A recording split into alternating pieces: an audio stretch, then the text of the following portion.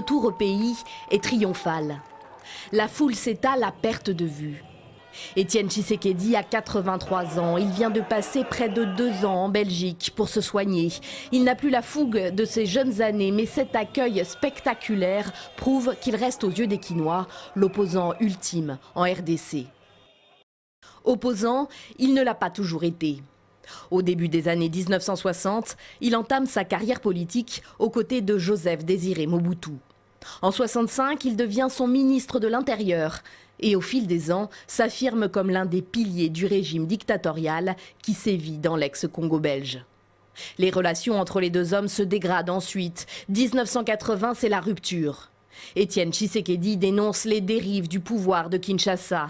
Il prend part à la fondation du parti, l'UDPS. Son engagement dans l'opposition lui vaut d'être plusieurs fois emprisonné. Ce régime n'a jamais toléré la contradiction. Ça fait qu'il a toujours frappé avec violence tout ce qui allait à l'encontre de la volonté du dictateur.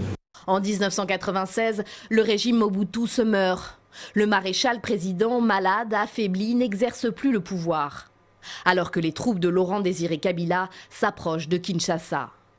Étienne Tshisekedi se rend à Nice, en France, où Mobutu s'est retiré et propose une alliance à son ancien ennemi. Les deux hommes retournent au Zaïre. Étienne Tshisekedi devient le premier ministre de Mobutu pour 7 jours et Laurent Désiré Kabila prend le pouvoir.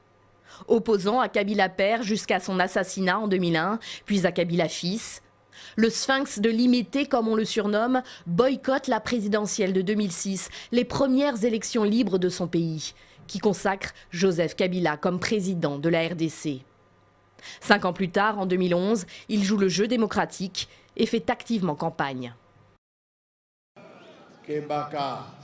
Attention, réfléchissez bien quand vous irez voter.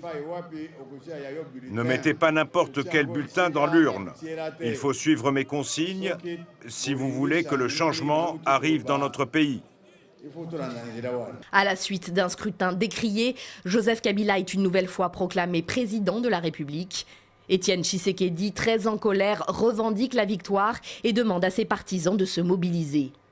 Je vous demande à vous tous de rechercher ce monsieur partout où il est dans le territoire national et de me l'amener ici vivant.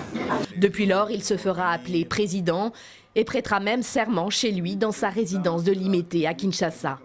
Du Congo, je jure solennellement. Mais déjà la maladie le guette et bientôt ce sera l'exil en Belgique pour raisons médicales. Après son retour de 2016, Étienne Tshisekedi acceptera finalement de prendre part au dialogue national, mais sous l'égide de la Senko. Il devait prendre la tête du conseil de suivi de l'accord politique de décembre 2016, l'accord dit de la Saint-Sylvestre, trait d'union entre l'opposition et la majorité présidentielle. L'accord qui devait mener à des élections en 2017. Mais le vieux, comme les Congolais l'appelaient aussi, n'en aura pas eu le temps.